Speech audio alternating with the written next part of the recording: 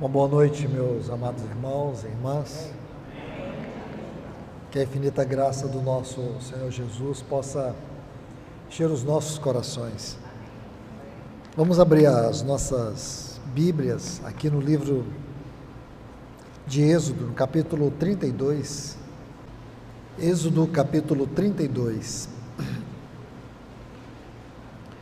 Mas o povo, vendo que Moisés tardava em descer do monte, acercou-se de Arão e disse-lhe: Levanta-te, faze-nos deuses que vão adiante de nós. Pois quanto a este Moisés, a esse homem que nos tirou da terra do Egito, não sabemos o que lhe terá acontecido. Respondeu-lhe Arão: Tirai as arrecadas de ouro das vossas mulheres, vossos filhos e das vossas filhas, e trazei-mas.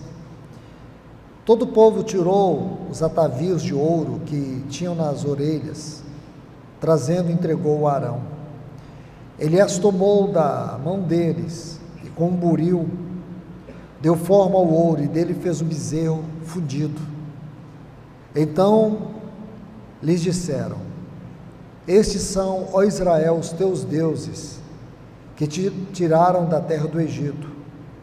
E Arão, vendo isso, edificou um altar diante dele, e fez uma proclamação e disse: Amanhã será festa solene ao Senhor. Levantando-se de manhã cedo, ofereceram holocaustos, trouxeram ofertas pacíficas. O povo sentou-se a comer, a beber, e levantou-se para se alegrar. Então disse o Senhor a Moisés: Vai tu e desce, porque o teu povo que fizeste sair do Egito se corrompeu, e bem depressa se desviou do caminho. Vamos orar. Querido Deus, amado Pai, no grande nome do teu Filho Jesus, nós estamos aqui reunidos, clamando pela tua misericórdia, pela tua ajuda, que o Senhor nos faça ver nestas passagens aquilo que o Senhor tem para ministrar a nós acerca desse tema tão importante, o último mover do Senhor, o mover final do Senhor, para a restauração da tua igreja, para a restauração do teu testemunho. Nós precisamos da ajuda do teu Espírito, da intervenção do teu Espírito na nossa mente, no nosso coração, nos nossos ouvidos, para que a tua palavra possa penetrar de maneira profunda dentro de nós. Vem nos ajudar nesta hora. Esta é a oração que fazemos em nome de Jesus. Amém. Pois bem, meus amados irmãos, irmãs, nós vamos iniciar essa sequência de palavras, tomando aqui como início esse capítulo 32 do livro de Êxodo. O tema é esse que já foi anunciado: o mover final de Deus para a restauração da sua igreja. Então vamos colocar alguns pontos bem importantes aqui, porque o tema que os irmãos decidiram estudar aqui é sobre avivamento.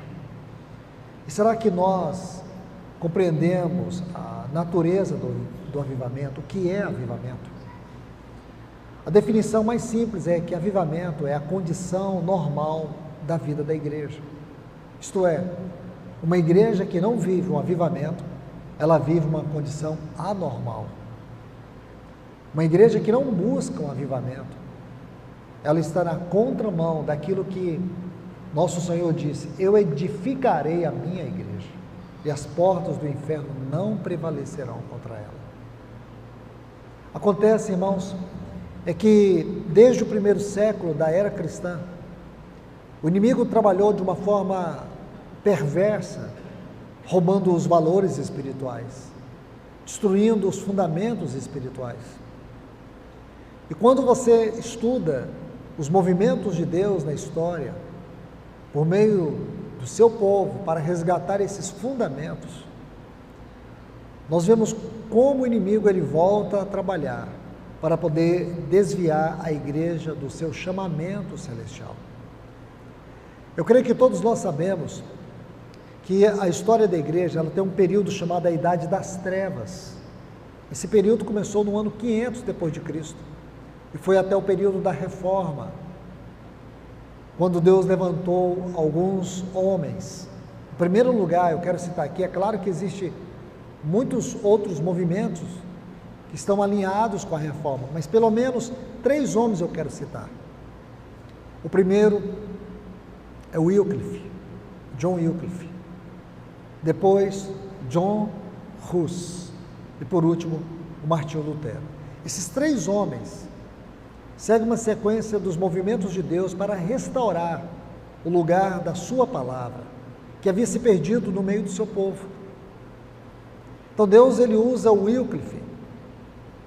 E quando Wycliffe foi martirizado, ele profetizou e disse que 100 anos depois, vocês podem matar o cisne, mas daqui 100 anos virá um ganso e vocês não conseguirão matá-lo. E foi justamente o que aconteceu. 100 anos depois, John Hus foi martirizado, mas eles não puderam calar a voz. Wycliffe foi martirizado, eles não puderam calar a voz de John Hus. John Hus foi queimado numa fogueira, mas o que Wycliffe queria dizer sobre eles não matar, não ter o poder de destruir o fogo que havia no coração de Hus. Eles não poderiam calar aquele homem. Aquela profecia de Wycliffe foi muito importante, porque o movimento que Deus levantou por meio de Hus foi um movimento que incendiou muitos corações. Desse movimento nós temos o grande, extraordinário movimento que depois vai atingir a Boêmia, a Morávia e aquele movimento dos irmãos morávios. Esse movimento durou 100 anos. Foi um movimento de oração que durou 100 anos. Então, não somente isso, mas foi preparando o caminho para a reforma de Martinho Lutero. Então nós sabemos que Martinho Lutero, ele vai até a Catedral de Wittenberg e ele fixa lá na porta daquela catedral as 96 teses. Essas teses vieram como que uma explosão no meio daquele catolicismo ou daquela religiosidade profana, perversa, que durante muitos e muitos séculos tinha como propósito destruir o testemunho de Deus na terra. A igreja havia tomado um caminho completamente diferente daquilo que o nosso Senhor Jesus e os apóstolos ensinaram. E a partir da reforma, nós temos os movimentos que surgiram. Muitos movimentos surgiram conhecidos como os movimentos protestantes. E nós, todos nós, somos frutos, em muitas experiências, em muitos lugares, desses movimentos protestantes. E quando você olha isso de uma forma bem honesta, nós precisamos perceber que, mesmo assim, o inimigo veio trabalhando. Porque dentro dos movimentos protestantes, vieram os movimentos denominacionais. E muitos desses movimentos estavam centrados em homens. Muitos desses movimentos estavam centrados dentro dos próprios movimentos em si. E assim o movimento protestante varreu o mundo, porém com muitas deficiências. O chamado hoje de Deus é uma restauração final. Quando nós olhamos para as profecias e nós olhamos a realidade contextual que nos cerca, nós chegamos à conclusão que nós vivemos um momento crucial do ponto de vista da escatologia, sem criar nenhum sensacionalismo, mas levando os irmãos para olhar de maneira séria para a palavra de Deus, e em especial aqui, eu cito o capítulo 24 do Evangelho de Mateus. Nesse capítulo nós vemos com uma extraordinária clareza os dias que nós estamos vivendo, onde Deus ele vai tratar, segundo a profecia, as profecias de Mateus 24, Deus vai tratar com Israel, Deus vai tratar com o mundo e Deus vai tratar com a igreja. É como um relógio. Os 3 ponteiros do relógio precisam estar voltados para Israel, para o mundo e para a igreja. E quando esses três ponteiros marcar o tempo e a hora de Deus, e a palavra grega para isso é kairos, kairos. Kairos é o tempo distinto, é o tempo específico. No grego nós vamos encontrar algumas palavras que elas definem tempo. Uma delas é aion, que fala de era. A outra é cronos, tempo cronológico. E a outra é kairos, o tempo distinto e específico de Deus. E é disso que eu estou falando. É um tempo que ninguém sabe medir, ninguém pode determinar, ninguém pode comandar. Esse é o tempo da vinda do nosso Senhor Jesus, aquela hora de Deus, aquela hora do Pai. Então nós estamos vivendo um cenário assim, um cenário de catástrofes, e digo de catástrofes que tem atingido o mundo sobre muitos aspectos, clima, devastações, enfim, nós temos visto isso atingir o mundo todo, queimadas na Europa, em muitos lugares dos Estados Unidos. Então nós temos assistido uma devastação, é como que aquilo que Paulo vai dizer em Romanos capítulo 8, o gemido da natureza, o gemido da natureza. A natureza está gemendo, ela está clamando. Então o que você vê é justamente isso que está acontecendo nos nossos dias. Estamos vendo guerras e rumores de guerras, como você pode ver hoje no Oriente, mas não só ali entre Israel e o Hamas. Hoje o mundo está tomado de 17 guerras locais. Então imagine, o mundo em convulsão. Esses são os nossos dias. E quando você olha os textos escatológicos na Bíblia, você vai ver que a palavra de Deus é muito clara. Quando você toma a expressão os últimos dias, você começa a perceber como esses últimos dias na Bíblia se enquadra muito bem com o tempo que nós estamos vivendo. Tempo de apostasia, e uma terrível e profunda apostasia, um desvio da verdade, da superficialidade espiritual, da religiosidade, do espiritualismo. Essas coisas têm ganhado forma, têm ganhado corpo nos nossos dias, e tem gerado uma igreja em convulsão e em confusão. Nós temos visto os verdadeiros fundamentos doutrinários serem desprezados.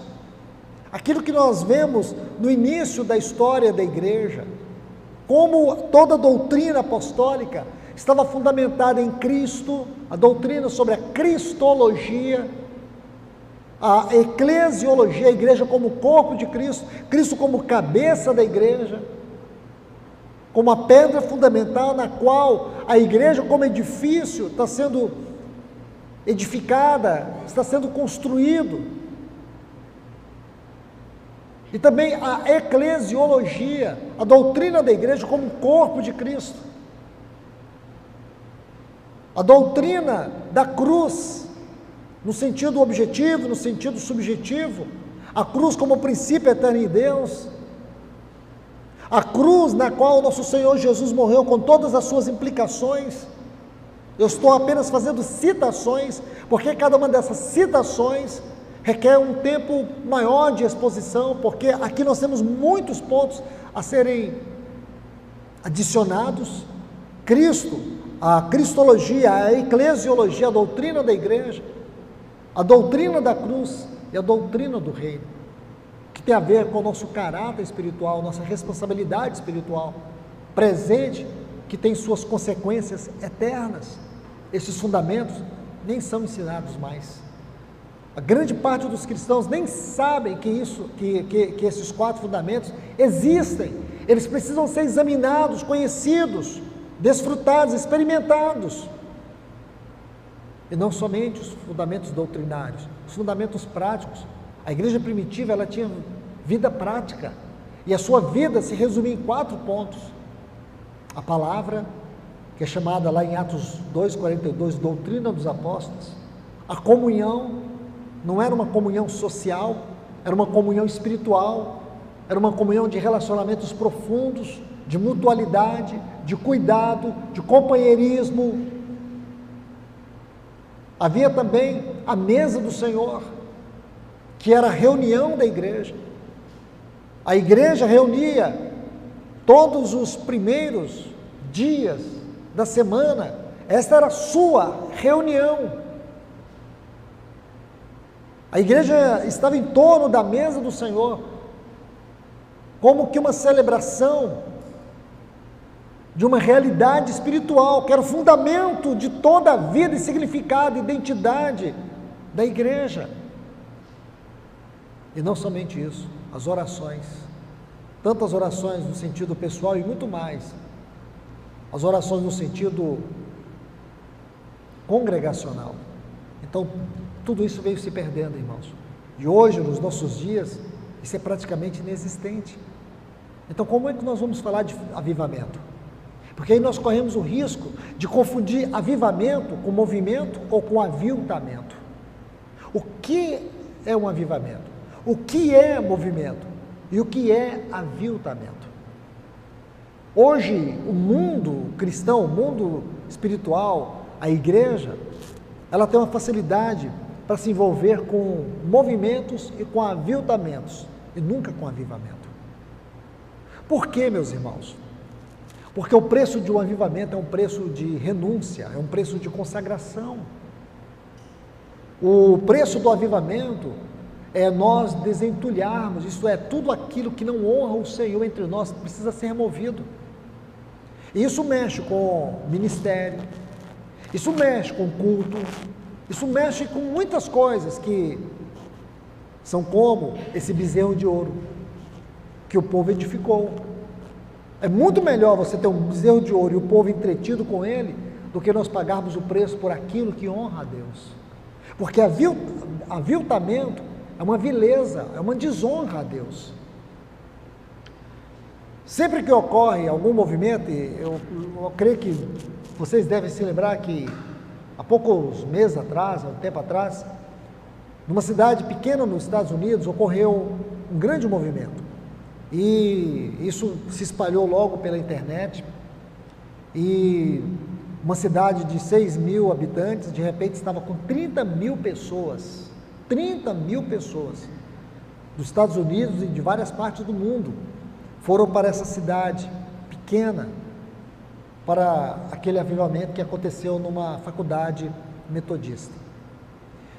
Irmãos, eu não sei dizer para vocês a quantidade de mensagens que eu recebi, e as pessoas me perguntando: Luiz, o que você acha? Primeiro que eu não tenho que achar nada, eu não vou avaliar uma coisa que eu não estou experimentando, mas procurei dizer para as pessoas que eu esperava que fosse um avivamento. A primeira coisa, que eu espero que seja um avivamento, e que Deus traga mesmo avivamento, mas eu via naquele ocorrido sinais evidentes de um movimento, e movimentos eles são passageiros. Geralmente os movimentos giram em torno de oração e de louvor. Então tem muito louvor, tem muita oração. Então eu sei que isso não vai durar muito tempo, vai acabar. Os cultos naquele movimento duravam 24 horas, 36 horas, 48 horas, 72 horas, ficaram ali por semanas, as pessoas revezando, e uma fila enorme de pessoas querendo entrar. Irmãos, esse tipo de avivamento não é difícil de fabricar, ele acontece. E digo para vocês, durante uma parte da minha vida, uns 25 anos atrás, eu comecei a visitar vários movimentos que eram chamados de avivamentos, tanto no Brasil como fora. E todos eles hoje eu olho, e para mim foi uma experiência muito importante, que eu tinha muita fome de um avivamento, de conhecer, de experimentar, de poder viver isso na comunidade onde eu servia. Então, eu era tomado por essa ânsia, e hoje o que eu aprendi com tudo isso são movimentos, são passageiros, e o que predomina nesses movimentos? Oração e música. Igreja não é edificada com música, não há uma base naquilo que nós podemos chamar de adoração do ponto de vista bíblico, que serve para edificar. Nunca Deus colocou na sua palavra adoração como uma forma de edificação da igreja. A igreja não é edificada com adoração. Toda adoração ela tem que ser elevada para exaltar Deus naquilo que Ele é, naquilo que Ele faz, naquilo que é os seus atributos. Então hoje, meus irmãos e irmãs, o que tem ocorrido? Movimentos e às vezes aviltamentos, muita coisa que desonra a Deus e que as pessoas chamam de avivamento, chamam de obra de Deus. Uma das coisas que nós temos que entender é que Deus não viola o seu caráter, Deus não viola a sua palavra. Ele é o mesmo ontem, hoje, eternamente. O que quer dizer que aquilo que Ele fez lá na igreja primitiva é o que Ele deseja fazer entre nós. Mas Ele precisa encontrar um povo que queira, um povo que deseje. Porque nós podemos amar ler a Bíblia, nós podemos amar orar, nós podemos amar a adoração, e tudo isso ser um fim em si mesmo, e não fazer parte da nossa vida devocional. Eu posso amar pregar a palavra, isso pode ser um fim em si mesmo na minha vida, é um meio de vida, é um meio de me projetar. Bom, irmãos, se Deus não existe, isso não está em nada. A questão é que Ele existe e Ele vai julgar as nossas obras. Lá em 1 Coríntios capítulo 3, você vai ver que Ele vai julgar a obra de cada um. Cada um. É só você pegar 1 Coríntios capítulo 3, sublinhe a frase, cada um. Ele vai julgar a obra de cada um. Em especial, nós, os irmãos que servimos.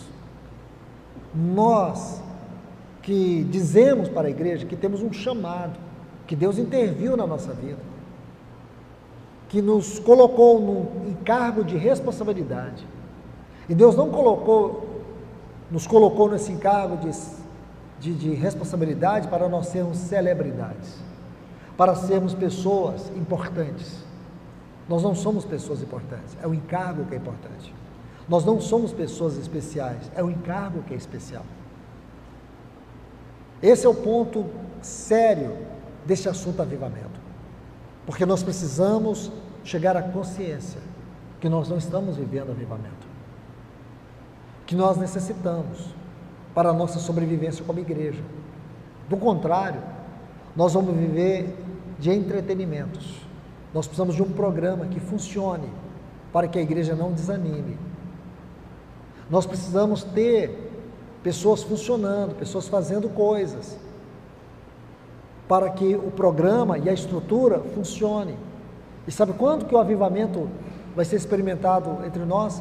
Nunca, irmãos. Vamos ficar em busca de movimentos e nunca de avivamento. Quando, no pior, aviltamentos. Esse é o perigo. O perigo são os aviltamentos, que é muito pior do que o movimento. Porque pode haver muita sinceridade em alguns movimentos, muita honestidade, muito desejo de tocar o Senhor. Só que Deus não restaura movimentos, Deus restaura fundamentos. Nunca haverá um verdadeiro avivamento se os fundamentos não forem restaurados. Quero citar um exemplo aqui para vocês. Quando vocês estudam os livros de Esdras e Neemias, vocês se lembram?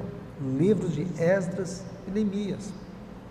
Toda essa história que se encontra aqui nesses dois livros, e quero dizer para os irmãos que até o primeiro século da era cristã, esses dois livros formavam um só livro na literatura cristã. Para os cristãos era apenas ali, quando veio da Septuaginta, a versão antiga do texto grego da Bíblia, os livros de Esdras e Neemias compõem uma só história. A partir do ano 100 que eles foram divididos em dois livros. Então todos nós sabemos que esses livros, eles tratam de uma restauração, da restauração, ou da última restauração de Deus ao final de uma dispensação. Porque a dispensação da lei termina com a história desses dois livros, especialmente o livro de Neemias. Ali termina a dispensação da lei. Aí nós temos um intervalo de 400 anos,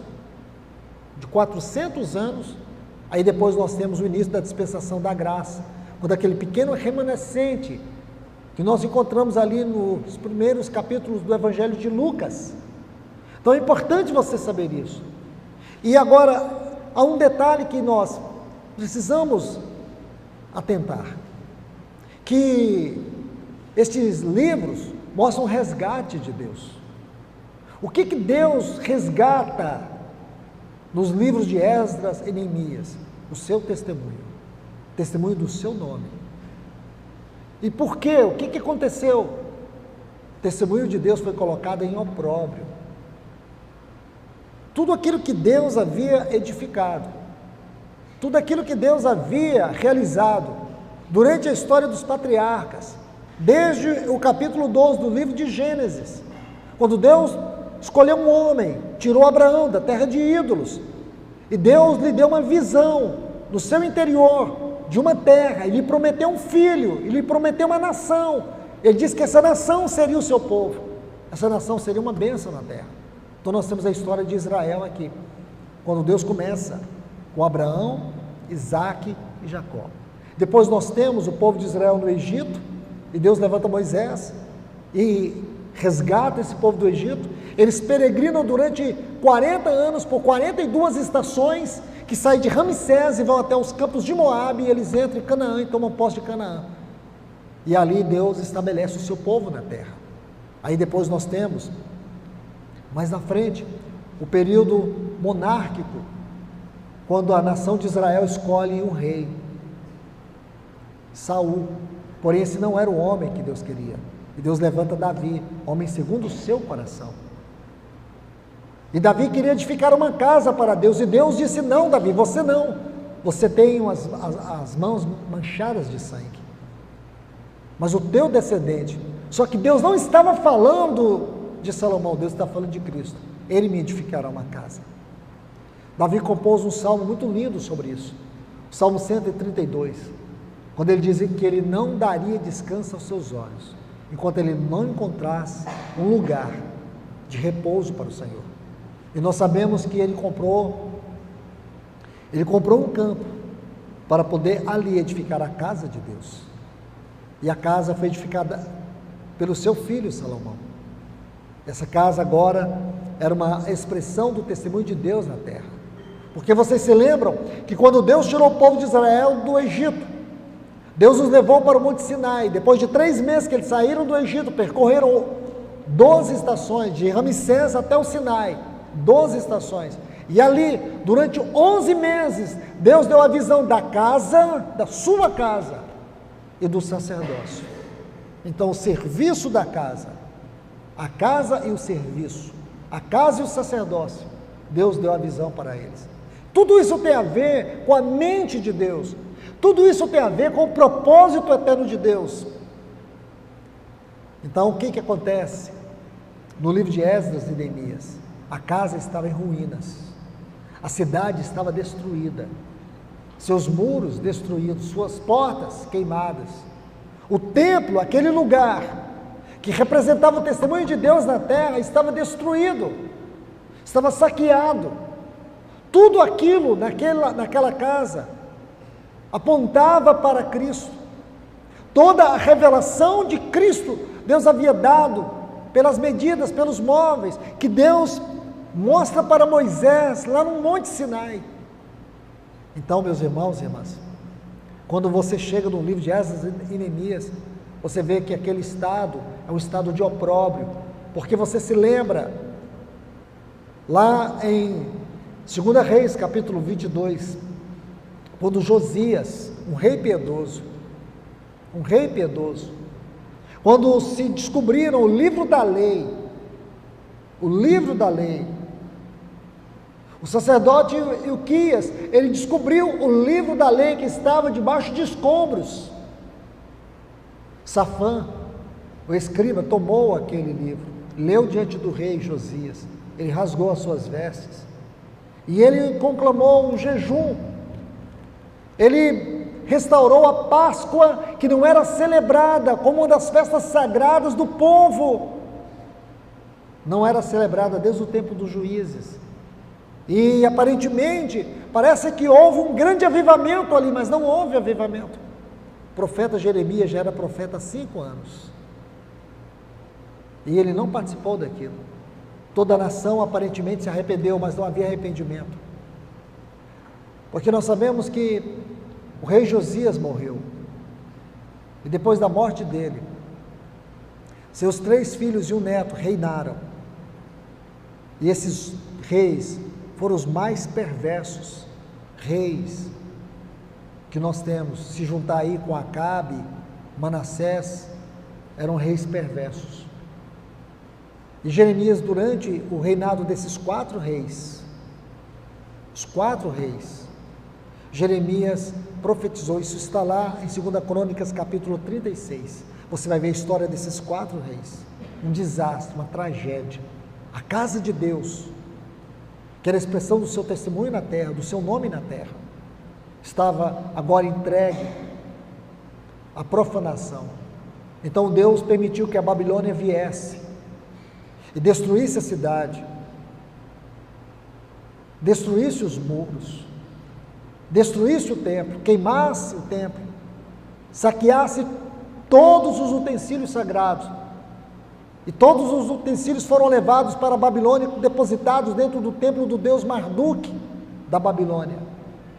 Durante 70 anos o povo de Deus ficou em opróbrio em Jerusalém e no cativeiro na Babilônia. Que tragédia! Então a história do livro de Esdras e Neemias vai mostrar a reação de Deus para poder restaurar o seu nome na terra, o seu povo na terra, a sua casa na terra. Então nós sabemos que o livro de Esdras trata da restauração da casa, começando pelo altar, que é uma figura da cruz. O altar do livro de Esdras é uma figura da cruz. Então, durante 21 anos, eles batalharam para restaurar a casa. Aí depois vem Neemias. Deus levanta Josué e Zorobabel, lá da Babilônia, trazendo o seu povo para poder restaurar a sua casa. Aí depois vem Neemias para poder restaurar a cidade. E ao final do livro de Neemias, no capítulo 12, diz que quando o povo viu a casa, como também Esdras, que restaurou a palavra, o lugar da palavra no coração deles, diz que o povo cantava e se alegrava, que a alegria de Jerusalém se ouvia de longe. Percebe isso, irmãos? Então, ao final daquela dispensação, aí nós temos os livros que tratam desse mover final de Deus. O livro de Malaquias, ele é um capítulo dentro da história do livro de Neemias. Eu vou repetir isso. O livro de Malaquias, ele é um capítulo dentro do livro de Neemias, dentro da história de Neemias. Aquele tempo que Neemias ficou 1 ano fora de Jerusalém, e aí voltaram à profanação, e aí que entra o livro de Malaquias, aquelas 7 sentenças de Deus no livro de Malaquias, para poder corrigir o desvio do povo. Então Neemias volta, e ele restaura novamente o povo, ele corrige, e assim o povo de Israel permaneceu. E o que Deus fez no final daquela dispensação, nos ensina sobre o que Deus quer fazer nos nossos dias. Por quê? Porque o capítulo seguinte da história do povo de Deus, qual é? Qual é o capítulo seguinte, irmãos? Olhando honestamente, olhando biblicamente, é o nascimento de Cristo. Podemos dizer assim, é a vinda do Messias. Mas antes, Deus teve que restaurar a sua casa, Deus teve que restaurar o seu povo. E é o que Ele busca fazer nos nossos dias. Se o Senhor não restaurar a sua casa, e a casa de Deus não é isso, a casa de Deus somos nós. Se Deus não restaurar o seu testemunho no meio do seu povo, como nós vamos ter a vinda de Cristo, irmãos? Isso deveria ocupar o nosso coração, isso deveria inquietar a nossa mente, isso deveria mudar a nossa maneira de viver, de pensar, deveria mexer com todas as áreas da nossa vida, porque senão, irmãos, nós vamos ficar falando os mesmos temas, repetidas vezes, quando não tem reação, quando não se tem uma reação, não tem uma resposta, não tem um quebrantamento, não tem uma entrega. Ficamos em torno de estruturas, ficamos em torno de movimentos, ficamos em torno de agendas, de programas, de eventos. Isso é trágico, irmãos. O Senhor busca ter um povo para si. O Senhor busca ter um povo onde o seu nome é verdadeiramente honrado. E essa honra do nome do Senhor não é nas reuniões do culto, tem que começar nas reuniões, nas nossas casas, nos nossos casamentos. Não adianta nós termos um culto muito bem programado, com casais que já estão divorciados dentro de casa, só não consumaram no cartório e diante do juiz. Não se tem comunhão, não se tem alegria nos casamentos, não se tem amor verdadeiro, não se tem vida de igreja. A gente acha que vida de igreja se resume a culto que nós fabricamos. Não, culto, irmãos, tem que ser algo espontâneo, da realidade da nossa vida, vivida dentro do nosso próprio casamento, que a primeira parte da nossa vida de igreja é o nosso casamento. E olha, irmãos, as estatísticas têm mostrado que o número de divórcio no meio cristão está no mesmo patamar dos ímpios. E como que o Senhor vai avivar? É avivamento de culto? É nós ter cultos alegres, enquanto os casais estão tristes e morrendo dentro de casa? Quando não existe mais companheirismo? Quando não existe mais relacionamento? Já estava ruim, e agora que veio o celular e ficou entre os dois. Onde o marido passa mais tempo no celular do que com a sua esposa e vice-versa. E o pior, quando o cônjuge não pode nem chegar perto do celular do outro. Quando o cônjuge não tem a senha do celular do outro. Já começou a infidelidade. Ou, com certeza, já existe um grave problema aí.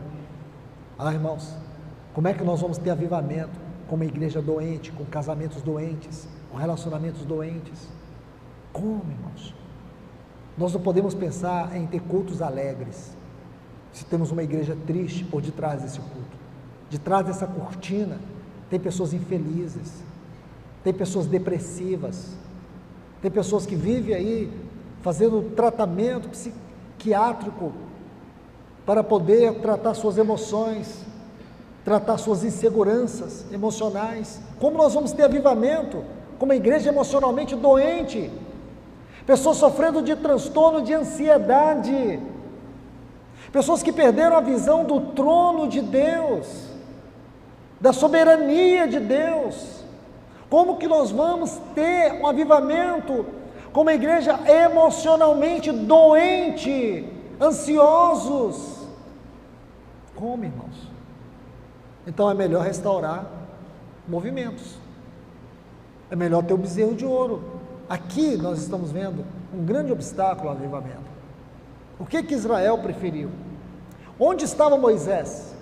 Moisés estava no monte, ouvindo Deus, recebendo os oráculos de Deus, para que governasse aquele povo, para que a verdadeira pecaminosidade daquele povo fosse revelada, para que eles pudessem oferecer o sacrifício tendo um significado espiritual nas suas vidas, para que a natureza e o caráter de Deus se revelasse por meio das leis. Era esse o cenário. Mas o povo, quando Moisés demorou 40 dias, eles ficaram impacientes e disseram: faze-nos deuses. É interessante que eles dizem assim: faze-nos deuses que vão adiante de nós. Essa palavra adiante no hebraico, aqui no capítulo 32, ela é formada pela raiz da palavra peniim, peniel, face. O sentido aqui é muito profundo. Não era simplesmente deuses que fossem adiante deles, não só isso, mas um Deus que eles pudessem estar em torno deles, contemplando a sua face. É isso que eles estavam buscando. E Arão representa o quê? Arão representa aquele tipo de liderança que dá aquilo que o povo quer e não aquilo que Deus quer. O tipo de liderança que busca entreter o povo e não servir Deus ao povo. Arão é o tipo de liderança periférica, superficial, que vive só para satisfazer o desejo de uma congregação vazia. Então o que Arão fez? Fez aquilo que o povo queria, e não aquilo que Deus queria. Homens de Deus são aqueles que têm um altar com Deus. Antes de pregar para a igreja, eles oram pela igreja. Antes de estar aqui, eles precisam estar primeiro diante da igreja, ou de Deus pela igreja. Homens sérios, homens que sabem o que é o ministério, o preço dele. Ministério não é profissão, ministério é uma função espiritual, é encargo, é unção. Então Arão representa homens que preferem dar para a igreja o entretenimento. Foi o que ele fez, ele tirou do próprio povo para dar ao povo o que o povo queria, e o povo ficou girando em torno. Olha o que ele diz, versículo 4, diz que ele fez o bezerro fundido. Então eles disseram: estes são, a Israel, os teus deuses, que te tiraram da terra do Egito. E Arão, vendo o povo nessa euforia que ele fez, ele edificou um altar diante deles, e fez uma proclamação dizendo: amanhã é festa a Jeová. Isso é idolatria, isso é profanação. Arão não é inocente aqui, ele não foi tomado pela ansiedade do povo, ele satisfez a ansiedade do povo. E é isso que tem acontecido, irmãos, infelizmente, é isso que eu chamo de aviltamento. Nós precisamos hoje dizer para o povo que nós precisamos arrepender, irmãos, do que somos, reconhecer nossas falências espirituais e pedir ao Senhor que abra o seu céu sobre nós, que Ele venha restaurar entre nós os fundamentos doutrinários, os fundamentos práticos, que nós venhamos estudar sobre isso, gastar tempo em torno disso, gastar tempo em torno do Senhor, e não ficarmos, irmãos, em torno de programas, em torno de bezerros de ouro, em termos de entretenimento, porque é isso que o povo busca, isso satisfaz. Amados irmãos e irmãs, que o Senhor nos ajude nessa hora. Se os irmãos decidiram ouvir esse assunto sobre avivamento, considerem esta palavra. Esse não é um assunto qualquer, ele é urgente. Uma igreja que não busca avivamento, ela está na contramão da obra de Cristo na terra, da obra de Deus na terra, da obra do Espírito Santo nela. E é fácil dissimular, irmãos, é fácil dissimular a espiritualidade. E quando você dissimula a espiritualidade, vira espiritualismo. Quando você tenta dissimular o verdadeiro cristianismo, você cria religiosidade. O povo fica dissimulado, fica usando máscara, não há crescimento espiritual. Não há crescimento. Esse é o grande problema. É quando nós não percebemos que estamos na contramão da obra de Deus, não percebemos a urgência do coração de Deus. Sabe o que nós produzimos? Religiosos, espiritualistas. Quando o nosso Senhor Jesus veio, Ele iniciou o seu ministério, qual foi o grande obstáculo que Ele teve que enfrentar? Os religiosos espiritualistas. E você vai ver muitos espiritualistas chegarem aos pés do Senhor. Lembra aquele jovem rico, que o Senhor Jesus se encontra com ele, e ele faz uma pergunta importante para Jesus, sobre a sua salvação, sobre a sua fé. Jesus mostra para ele o caminho, Jesus dá para ele os princípios básicos. Ele diz: eu já fiz tudo isso. Mas havia um Deus no coração dele, que era a sua riqueza. Então o Senhor Jesus disse para aquele jovem rico: vende tudo que você tem, dá aos pobres, e depois você me segue. Na verdade, nosso Senhor Jesus, Ele só tocou na ferida para mostrar para aquele homem que tudo aquilo que ele fazia não condizia com a vida que ele vivia. Porque este é o espiritualista. Ele tem muita teoria de fé, ele tem muita teoria devocional, ele tem muito conhecimento intelectual da palavra. O que ele não tem é a vida do conhecimento, é o poder do conhecimento, porque a vida e o poder do conhecimento é transformador. É isso que nos transforma, é isso que nos humilha, é isso que trata com o nosso ego, é isso que nos quebranta. É isso que mostra que eu, como marido, eu preciso ser esmagado pela cruz e pela palavra de Deus. Que você, meu irmão, da mesma forma, você, minha irmã, da mesma forma, porque nós queremos viver sempre no nosso natural nós fracassamos, como homens, como esposos, como esposa, como pais, nós fracassamos em todo sentido. Por isso Paulo diz assim: para mim o viver é Cristo. O viver é Cristo. Lá em Filipenses capítulo 1, ele fala de Cristo ser engrandecido no seu corpo. Cristo sendo engrandecido no nosso corpo. Esse é o único meio, irmãos.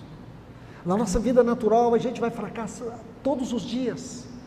Nós vamos falhar todos os dias. E não vamos nos arrepender.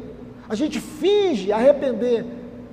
É como o Senhor diz lá no livro de Osés, que o arrependimento de Efraim é como a brisa da manhã, que cedo passa. A gente só arrepende para pecar de novo. O arrependimento vira uma desculpa.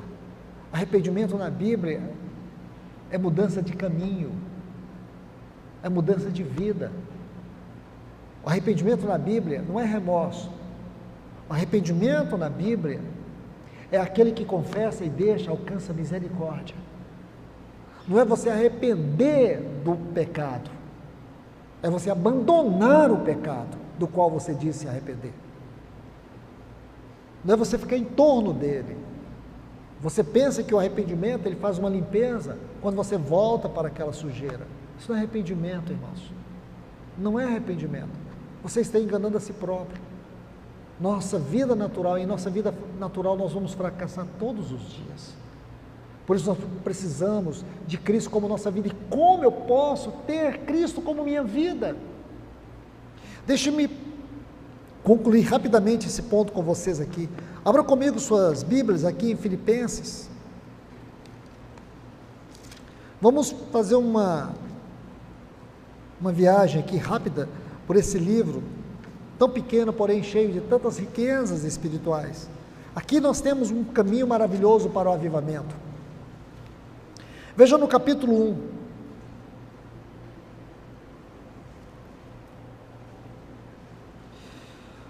Olhe comigo aqui, por favor,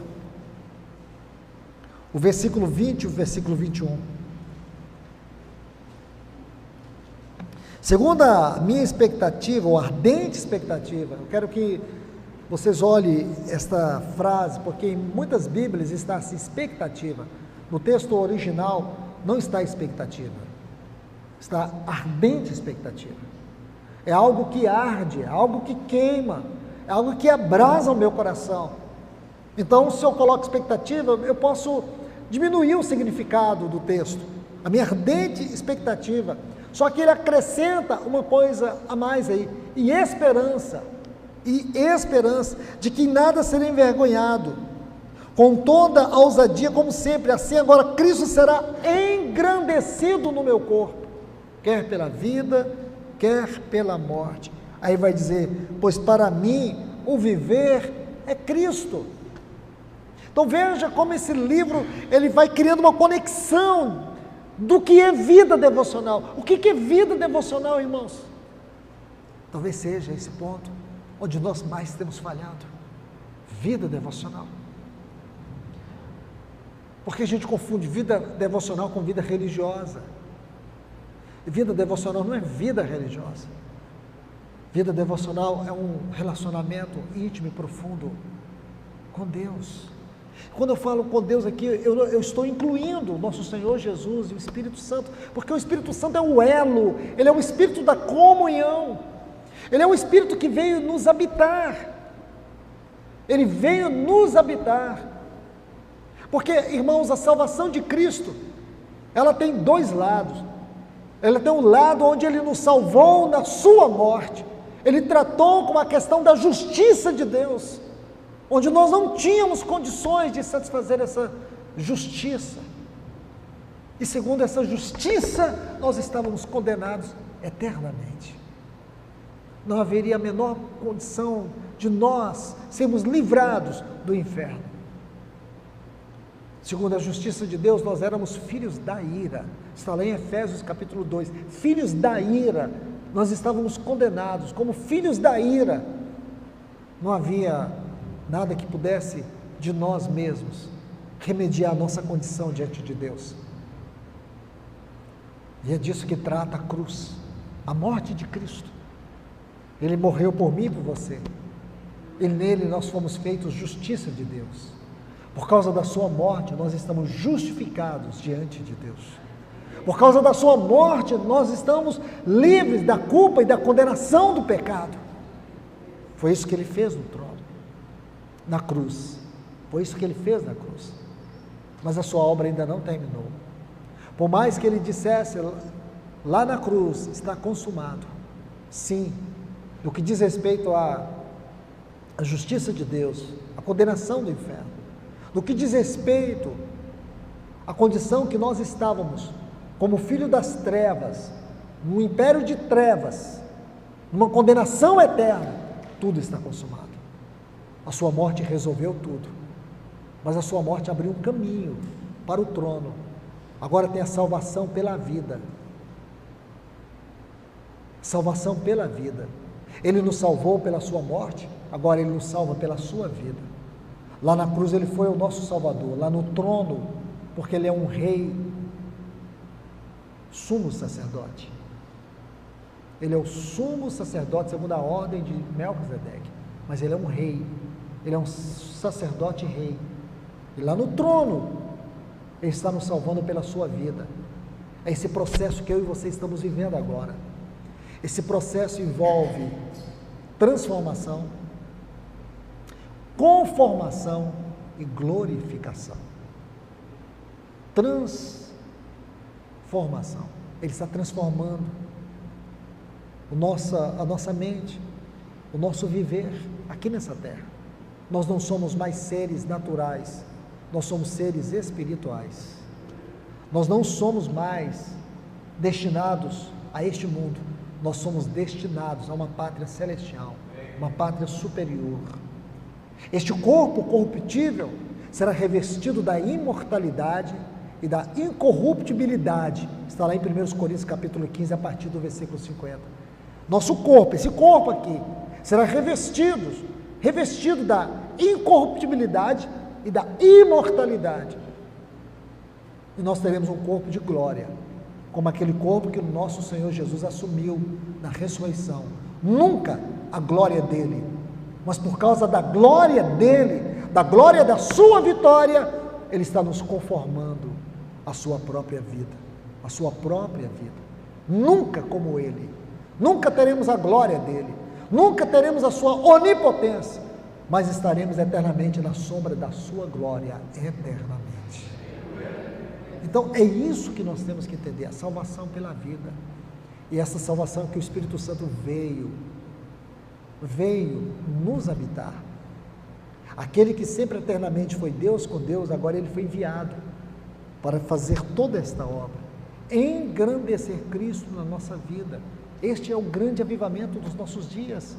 Se nós não entendemos essa doutrina, se isso não for a minha vida hoje, Cristo não for engrandecido na minha vida, porque nós muitas vezes somos tomados pela mediocridade.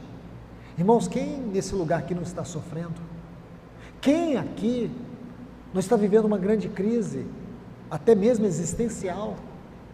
Nós, como qualquer outra pessoa, sofremos. Olhe para os homens de Deus, tome Elias, lembra de Elias? Elias entrou num estado de autocomiseração tão grande, que foi um homem tremendamente usado por Deus, ele se viu tão medíocre, que ele fugiu de Jezabel. Chegou um momento na vida do Elias, imagine, irmãos, quando ele estava em Serepta, ele percorreu 150 quilômetros a pé. Elias, ele sai de Querite, onde ele estava, e ele vai até Serepta. Se você abrir a sua Bíblia, lá em 1 Reis capítulo 17, você vai ver isso. Deus usa Elias, traz juízo sobre Israel, e o que acontece? Ele vai para Querite. E lá em Querite ele permanece. E depois ele anda 150 quilômetros até Serepta, a céu aberto. E ele era o homem mais perseguido por todo o exército. Havia um exército procurando Elias. Não conseguia encontrá-lo. Aí ele foi para a casa de uma viúva. Ele sabia o que era o poder de Deus. Ele sabia o que era o poder de Deus. Ele era um homem que ele orava e o fogo do céu descia e queimava exércitos. Mas chegou um momento que ele entrou numa depressão, num estado de autocomiseração, de mediocridade. Ele chega a dizer que ele havia ficado sozinho, só tem eu. Lembra quando você passa por esses momentos, de você achar que você é a pior pessoa do mundo, que ninguém está sofrendo igual você está sofrendo, que Deus te abandonou, que as suas orações não são mais ouvidas, esse esgotamento espiritual, todos nós passamos por ele, e muitos talvez estejam passando agora. Lembra de Jeremias? Lá no capítulo 20, sabe o que ele chega a dizer para Deus? Me enganastes, e eu fui enganado. Ele chega a dizer isso para Deus, de ver o mal prosperar, ninguém ouvia, ele profetizou 40 anos, ninguém deu crédito, não tinha efeito suas palavras, ele só via degradação, imoralidade, perversidade, o mal prosperando, ninguém cria nas suas mensagens, 40 anos, ele não via resultado. Chegou um momento, ele se deprimiu, ele disse, enganaste-me, e eu fui enganado. Mas se você olhar a história desses dois homens, a depressão deles não prevaleceu. Jeremias chega a dizer assim, nesse mesmo contexto, só de pensar em não falar o teu nome, um fogo me queima por dentro. Nós, irmãos, não temos o direito de sermos tomados por transtornos psicossomáticos, nós não temos, podemos passar. Você pode passar, você não pode ficar. Depressão pode bater à porta do meu coração, por algum momento pode me abalar, mas não vai me destruir. Sabe por quê? Porque o meu Redentor vive, porque o Espírito Santo habita dentro de mim, porque o trabalho dele é engrandecer Cristo no meu corpo, na minha vida. Eu tenho que olhar para esses textos. Para mim o viver é Cristo. Então você tem que se deixar tratar, você tem que crer na palavra de Deus, porque eu digo algo para você, uma coisa que a depressão faz é produzir incredulidade no coração de uma pessoa, especialmente cristão, fica incrédulo. A depressão por si só já torna tudo cinza diante de você. Você perde amor a você mesmo, você perde amor às pessoas, mas também não deixa de ser uma doença que torna a pessoa ególatra. Ela começa a ficar centrada nela. Isso não é de Deus. Eu sei que é uma doença psicossomática, como nós temos doenças neurológicas, doenças cardíacas, essa é uma doença psicológica, psicossomática. Mas eu digo para você, essa doença ela te minimiza, diferentemente de uma doença cardíaca ou qualquer outra doença, essa doença ela ataca a sua espiritualidade, ela destrói a sua fé, ela destrói o poder da palavra no seu coração. Então, se ela vem destruindo a palavra de Deus, você tem que usar a palavra de Deus para destruir a depressão, destruir os transtornos de ansiedade, que tenta destruir a sua fé. Lembra que Jesus disse lá em Mateus capítulo 6, não andeis ansiosos. Nós podemos até passar por ansiedade, outra coisa é andar, e a palavra andar ali, peripatel, significa um estado de espírito, uma condição de vida. A nossa condição de vida é Cristo, não é depressão, não é ansiedade. Aí a decisão é sua, você que decide o que você quer. Então veja, Cristo é engrandecido no meu corpo.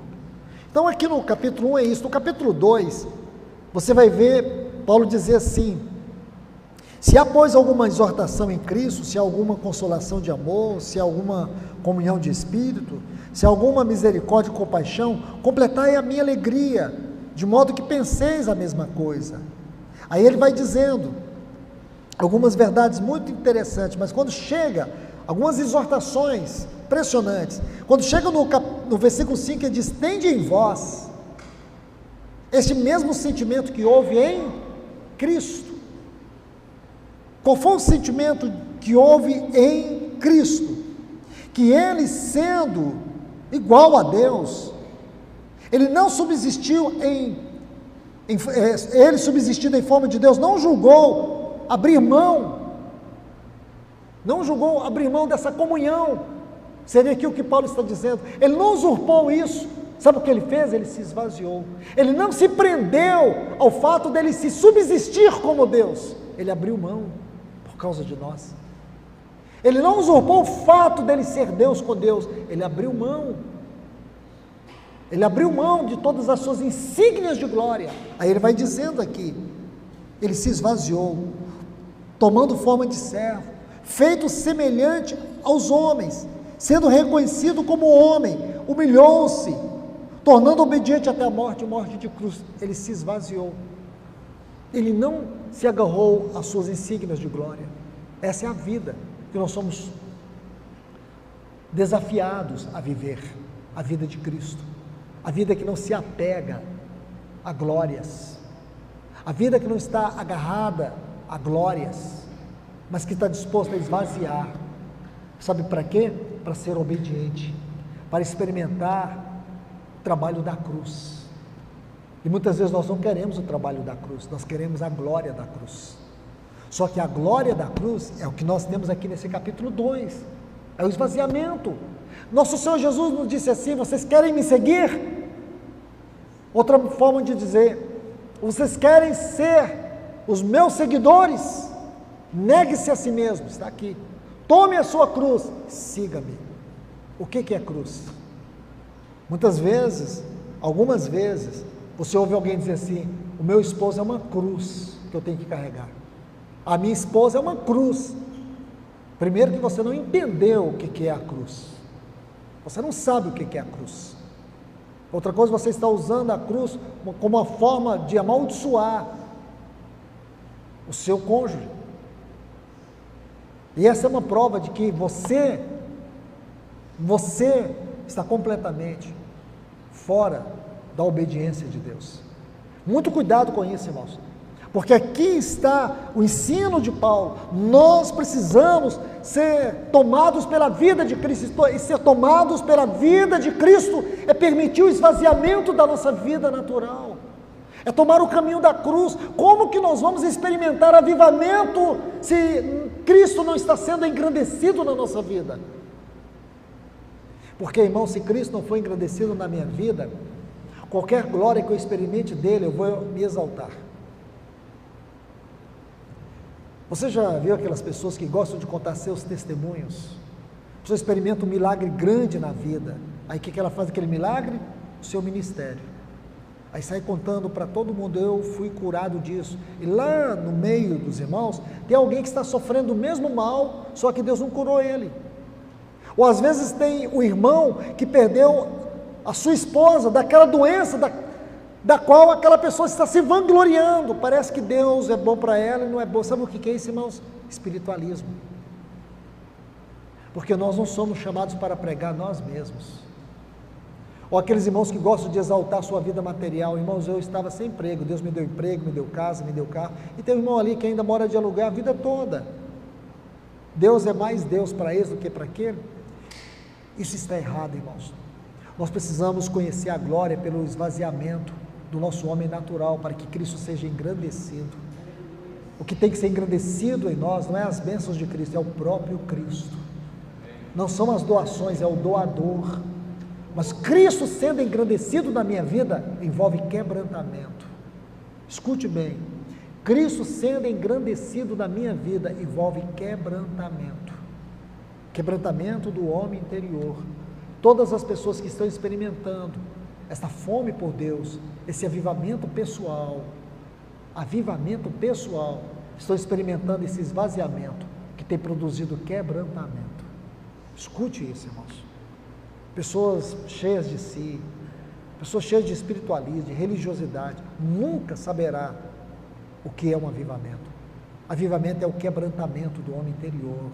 Avivamento é Cristo sendo engrandecido, meu homem natural sendo esmagado, eu experimentando o esvaziamento, para que eu viva uma vida de obediência. Vida de obediência é vida de avivamento. Deixa-me colocar um outro ponto aqui no capítulo 3. Olhe, por favor, o versículo 12 a seguir. Paulo diz: não digo que eu já tenha obtido ou que seja perfeito, a palavra perfeito aqui é maduro, mas vou prosseguindo para ver se também poderia alcançar aquilo para o qual eu fui alcançado. O sentido aqui, para que eu fui tomado. A palavra aqui é capturado por Cristo Jesus. Paulo está dizendo que a sua grande batalha era ser capturado por Cristo Jesus. Irmãos, eu não julgo ter ainda alcançado, mas uma coisa faço, esquecendo-me das coisas que para trás ficam e avançando para as que diante de mim estão, prossigo para o alvo, para o prêmio da soberana vocação de Deus em Cristo Jesus. Irmãos, esse texto aqui, especialmente esse versículo 14, ele fala do que é um avivamento. Avivamento é isso, é essa experiência. Paulo diz: olha, eu não alcancei, eu não cheguei ainda à plenitude da maturidade, mas eu estou correndo. Como é possível nós, como cristãos e como igreja, no sentido pessoal, no sentido congregacional, não nos importarmos com isso, não permitir que sejamos tomados por Cristo, não permitirmos que a vida de Cristo venha a ser engrandecida na minha vida, que a minha vida em Cristo me leve a um esvaziamento natural para que eu encontre o caminho da obediência, que é o caminho da cruz. Encontrando isso, eu vou ser tomado por Cristo Jesus. E aí eu sim, irmãos, eu vou conseguir ver o quanto eu tenho que ser trabalhado como esposo, como eu tenho que ser trabalhado como homem, com as guerras que eu tenho na mente, diante dos meus olhos, na minha carne. Como você vai ser tomada por Cristo, e a vida de Cristo vai te levar a uma vida de quebrantamento, de obediência, do trabalho da cruz, e você vai ver quantas coisas erradas reside na sua vida, e a gente começa a dar desculpa: é o meu temperamento. Não é o seu temperamento, é a sua falta de esvaziamento, é a soberba. Mas eu nasci assim, eu vou morrer assim. Pior que se você morrer assim, você pode ir até para o inferno, pode ser que você nunca tenha convertido, porque a gente tem essas teorias de temperamento: eu sou assim, irmão. Não, Cristo transforma, vida transformada, uma vida tomada por Cristo, vida de quebrantamento, vida de rendição. Como é que você se contenta em ser um homem, uma mulher, que sua vida cristã só se limita no tempo que você fica sentado nesse lugar aqui, ou dando o seu louvor para o Senhor? Eu esqueci o nome do irmão, até poucos dias eu lembrei dessa história, mas eu não consigo me lembrar agora, que ele contou a história que um dia a irmã chegou na casa, na congregação, na casa dele, com a mudança e os meninos, e disse: irmão, eu quero morar lá no local de reunião. Eu disse: mas o que aconteceu? Falou: não volto para casa, eu quero morar lá, e eu quero que o senhor convença meu marido aí também, porque lá no local de reunião, meu marido é uma bênção. Irmãos, eu falo para vocês, nós precisamos parar com isso, parar de simular a vida cristã. Você tem que deixar Cristo ser engrandecido na sua vida, no seu casamento, no seu trabalho. Você tem que ser uma luz e não trevas. Você não pode viver a vida que você tem vivido. Como nós vamos experimentar avivamento com tanta dissimulação, com tanta hipocrisia, com tanta falta de crescimento espiritual, com tantos ídolos no nosso coração? Como que vamos experimentar avivamento, irmãos? Jesus passou aqueles 3 anos e 6 meses pregando o evangelho do reino, e lá em Lucas 19, ele dá uma palavra tão dura, ele diz assim: matarão os teus filhos, derrubarão os teus muros, porque não conhecestes o tempo da minha visitação. 40 anos depois que ele falou essa palavra, sabe o que aconteceu? O general Tito invadiu Jerusalém, destruiu a cidade, derrubou os muros. Imagine, sabe quando que os judeus voltaram para a sua terra por direito? Isso foi no ano 70 depois de Cristo, só no dia 14 de maio de 1948. Imagine, quantos séculos, mais de um milênio. Então nós temos que observar que o mesmo Senhor Ele está falando a nós hoje, que nós precisamos experimentá-lo como nossa vida. Nós temos que permitir que Ele seja engrandecido, nós temos que ter Ele como nosso alvo. Você precisa prosseguir, não pare. Na vida cristã, quando você acha que para, é porque você já retrocedeu. Se você deixou de perseguir o alvo, se você parou de buscar uma vida de oração profunda, uma vida espiritualmente verdadeira e não religiosa, se você parou, você já retrocedeu, você perdeu o alvo, você está como um barco à deriva. Não é o culto que vai te ajudar, não é as reuniões da igreja que vai te ajudar, porque nós podemos nos envolver nas reuniões da igreja para nos esconder e não ser uma bênção ali, e não estar vivendo a vida cristã ali. Paulo disse: eu não alcancei a maturidade, mas eu estou persistindo, eu estou prosseguindo para alcançar aquilo para o qual um dia eu fui alcançado. Eu prossigo para o alvo, para o prêmio da soberana. A palavra soberana ali vem de um vocábulo no texto grego que se fala de uma ascensão, uma vocação ascensional para o alto. Nós temos, irmãos, que ter uma mentalidade celestial. Nós temos que ter uma mentalidade celestial, nós temos que ter uma perspectiva eterna governando os nossos afetos, para nós sermos livres desse mundo. Senão, meus irmãos, essa palavra que eu estou falando para vocês, ela vai morrer antes de vocês chegarem em casa. E sabe o que acontece? Nós vamos continuar aqui, porque já tem a programação para o próximo ano, já tem a programação de todas as reuniões. E daí? Será que um dia nós não vamos encontrar o Senhor face a face? E Ele não vai julgar as nossas obras, como está lá em 2 Coríntios, capítulo 5, versículo 10? Lá em 1 Coríntios, capítulo 13, quando Ele fala que a obra de cada um vai passar pelo fogo da justiça de Cristo. Não é os nossos pecados, é as nossas obras. Então nós precisamos, irmãos, entender que se queremos experimentar um avivamento, Ele não vai começar o culto. Não vai começar no culto. Primeiro ele vai ser pessoal, ele vai ser individual, porque eu posso aqui chegar e ver todos os irmãos pulando, gritando, eu chego e pulo no meio também.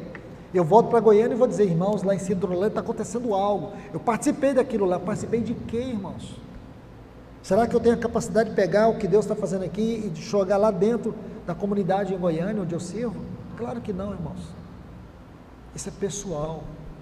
O Senhor vai começar a tratar com a sua palavra, nos levar a um esmagamento. Isso vai começar a mudar na sua vida. É um mudando ali, outro mudando lá. É você vendo as mazelas no interior do seu coração.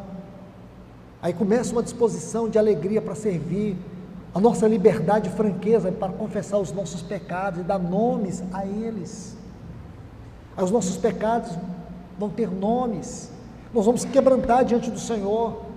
Naturalmente, quando isso estiver acontecendo, esse esvaziamento, por outro lado, um amor mais profundo pela palavra, pela devoção na palavra, um amor mais profundo pela oração. Quando falamos de oração, isso tem que causar no nosso coração aquele palpitar gostoso de emoção, de serviço, de alegria. E aí, irmãos, o Senhor começa a fazer algo.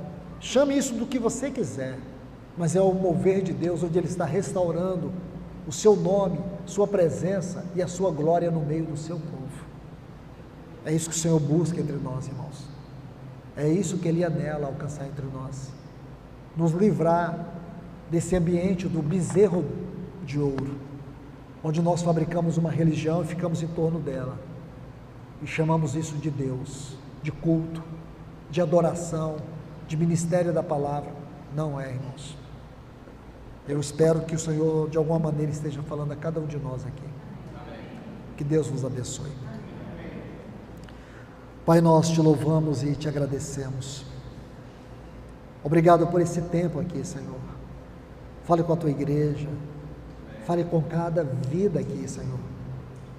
Sabemos da seriedade deste assunto. Ele é profundamente perscrutador.